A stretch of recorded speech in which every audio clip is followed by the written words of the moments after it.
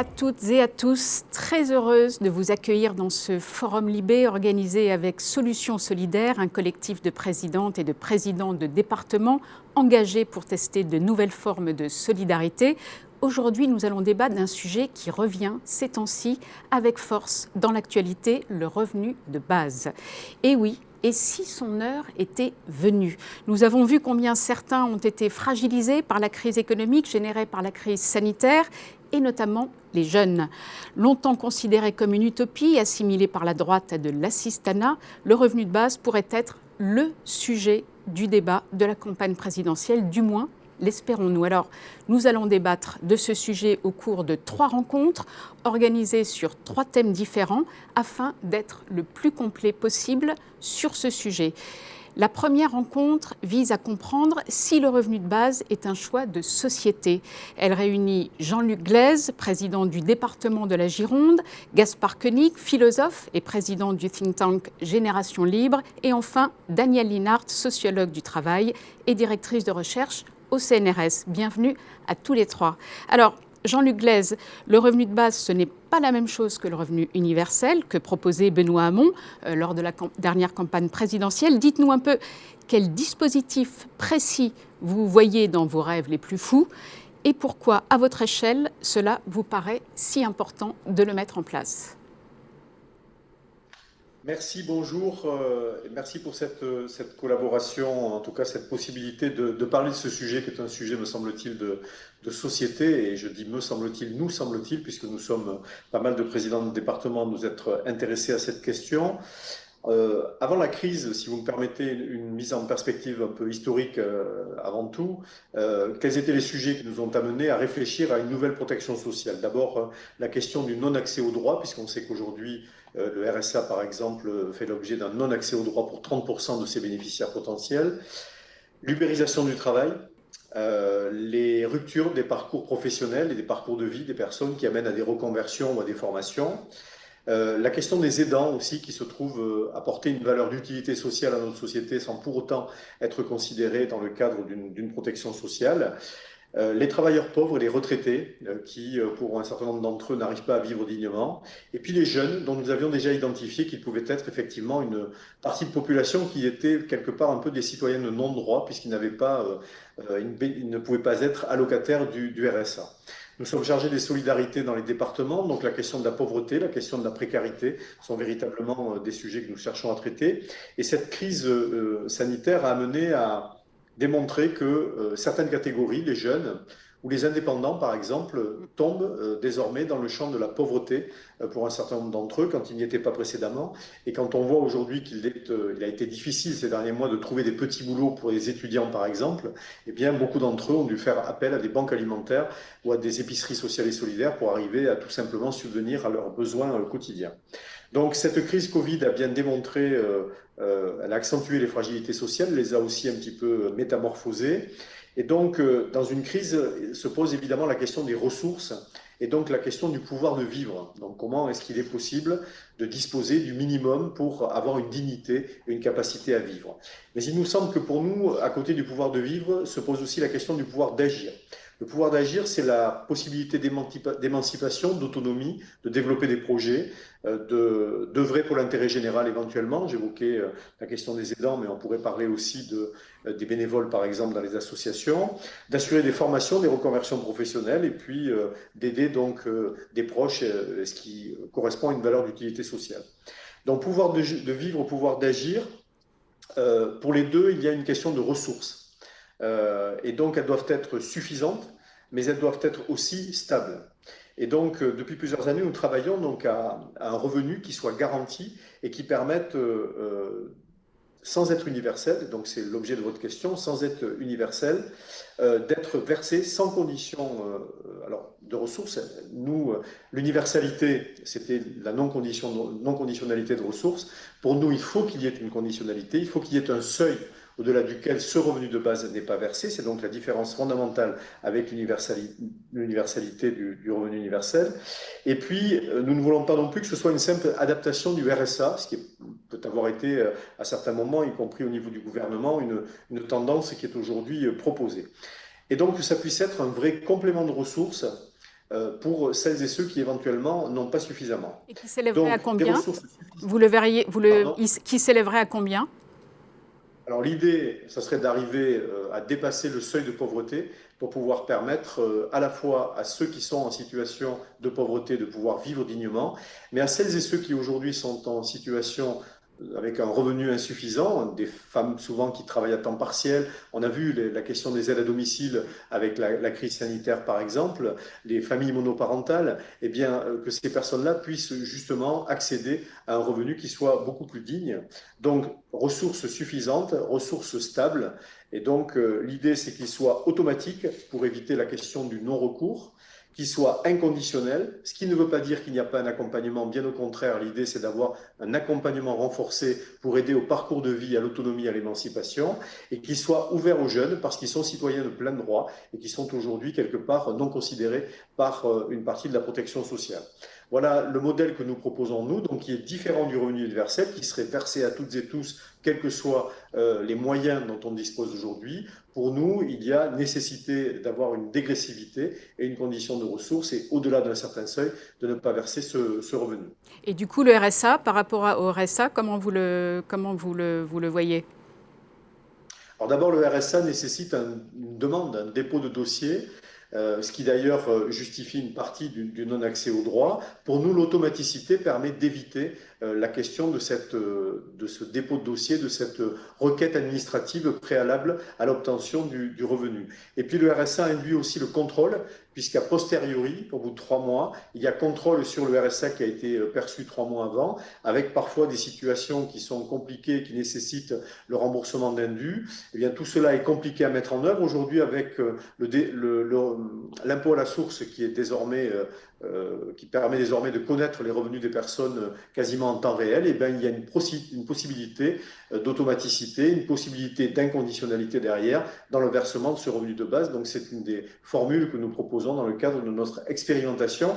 J'insiste là-dessus, nous souhaitons expérimenter. Nous avons toujours dit que nous n'avions pas de dogme et de certitude sur le sujet du revenu de base, mais nous sommes une vingtaine de présidents de département à vouloir expérimenter le revenu de base que nous proposons de manière à pouvoir l'évaluer à l'issue et voir si effectivement il mérite d'être généralisé, ce qui n'est pas ce que propose le gouvernement aujourd'hui avec le revenu universel d'activité, qui d'ailleurs n'a d'universel que le nom, et qui serait d'emblée généralisé. Il nous semble que c'est une erreur. Il vaut mieux expérimenter préalablement.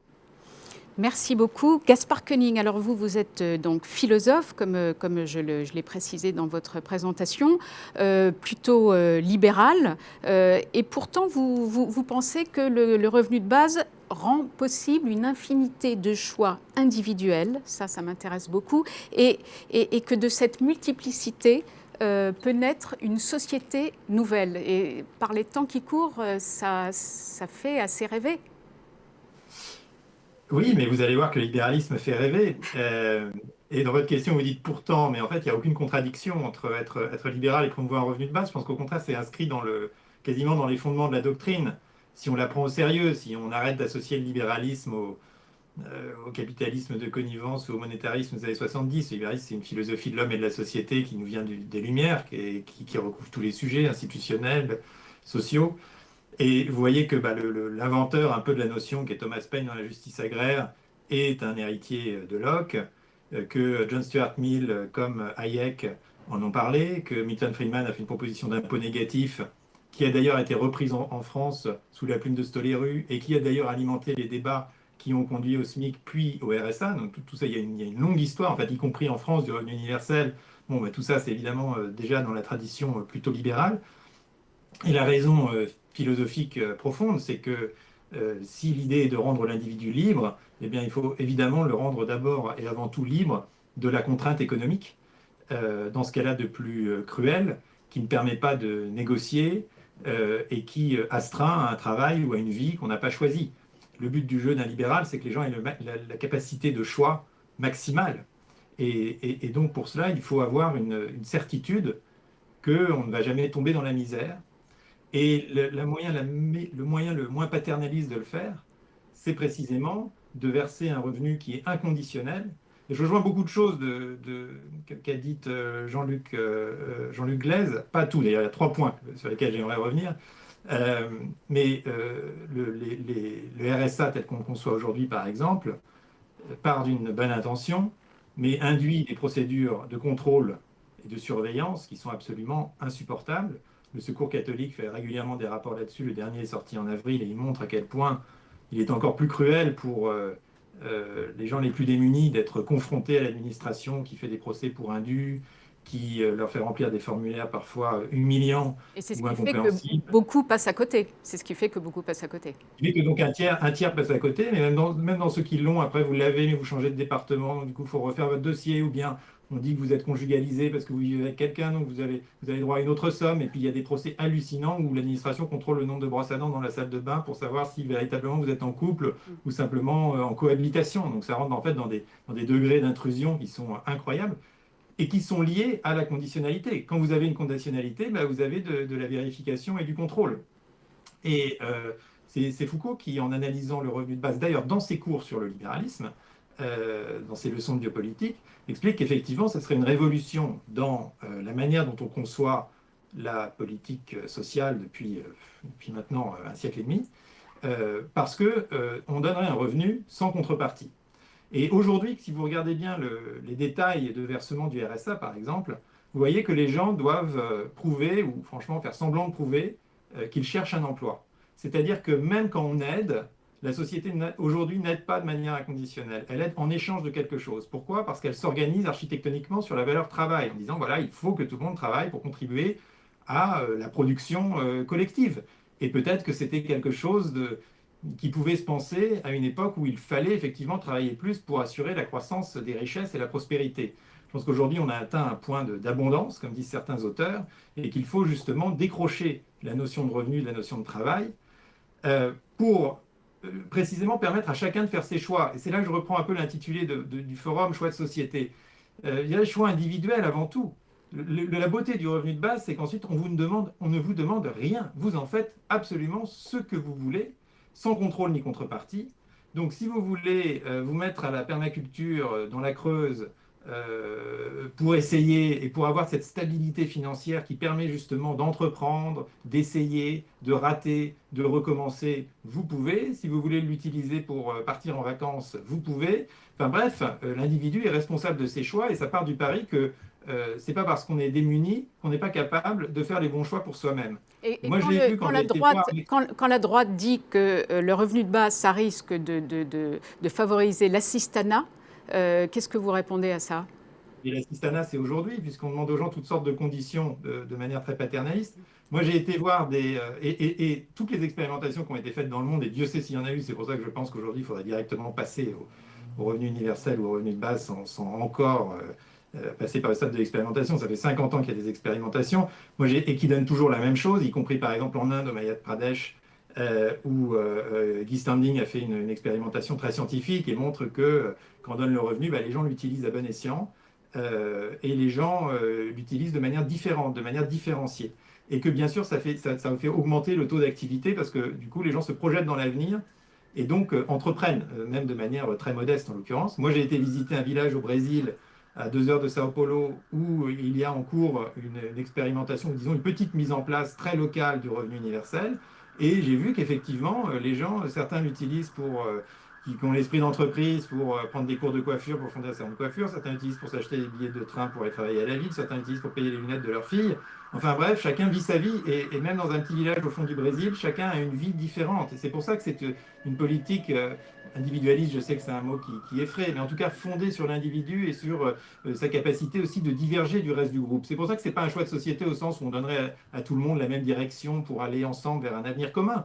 C'est tout l'inverse, c'est qu'on donne à la possibilité à chacun de forger sa propre utopie. Et comme dit Philippe Van Parijs, qui lui est un réel libertarien, un philosophe belge, qui pour moi a été le plus loin dans la conception du revenu universel, à la fois sur le plan pratique et sur le plan philosophique, il dit au fond, si quelqu'un veut faire du surf à Malibu, il a une célèbre controverse avec Rawls sur la question du surf à Malibu. Si quelqu'un veut faire du surf à Malibu, c'est-à-dire avec son revenu de base, c'est-à-dire ne rien rendre à la société, en imaginant qu'un surfeur ne rend rien à la société, juste être heureux. Eh bien, juste ça, c'est une victoire pour la société. Ça veut dire qu'un individu a pu choisir ses propres valeurs et aller jusqu'au bout, les mener à bien. Alors maintenant, j'aimerais bien entendre Daniel Linhart. donc qui est sociologue, qui est plutôt positionné à gauche, hein, si je puis je ne sais pas si je peux le dire comme ça, mais c'est ça qui est intéressant justement par rapport à Gaspard Koenig, c'est que vous êtes plutôt de gauche, mais vous n'êtes pas très favorable au revenu de base. Alors expliquez-nous pourquoi.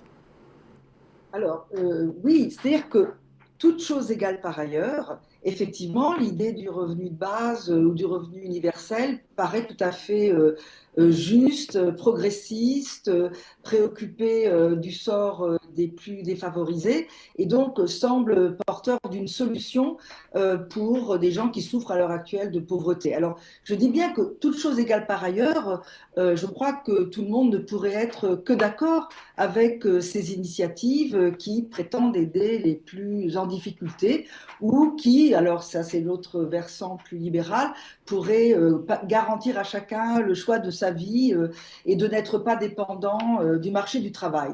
Mais il se trouve que moi je suis sociologue du travail, que j'étudie depuis de nombreuses années la place et le rôle du travail dans notre société et que je considère qu'il représente un enjeu fondamental.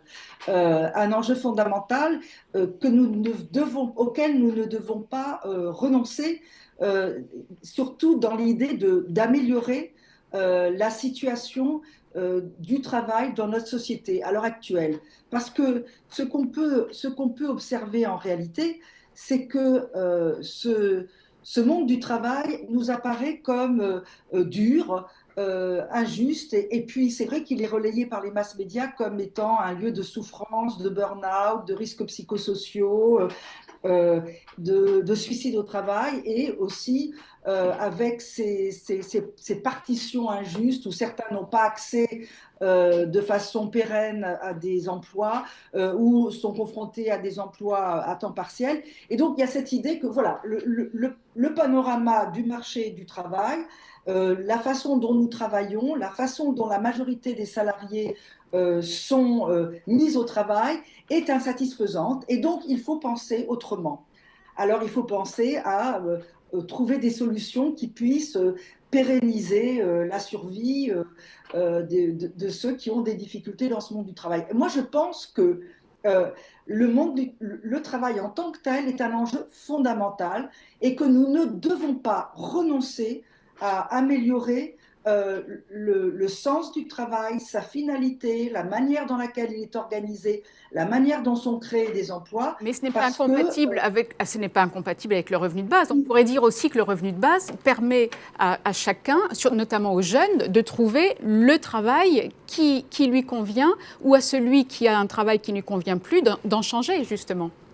Oui, c'est-à-dire qu'on va atomiser la société, effectivement, que comme ça a été bien dit tout à l'heure par Gaspard Koenig, on va vers une sorte d'individualisation où chacun aura un choix de vie. Mais si nous voulons positionner le travail comme un enjeu de société, il nous faut passer par des capacités collectives de penser autrement le travail et d'imposer cette idée que le travail n'appartient pas unilatéralement aux directions d'entreprise, que les entreprises elles-mêmes n'appartiennent pas unilatéralement aux directions, et qu'il est impérieux, plus que jamais maintenant, parce que nous sommes à un véritable carrefour historique, de repenser nos modes de consommation et nos modes de production, à la fois si l'on veut prendre en considération la question du bien-être des salariés, la question de la réelle satisfaction des besoins des usagers et des consommateurs, qui pose un véritable problème, puisque maintenant il y a un déchaînement de l'usage et du recours aux neurosciences, à l'intelligence artificielle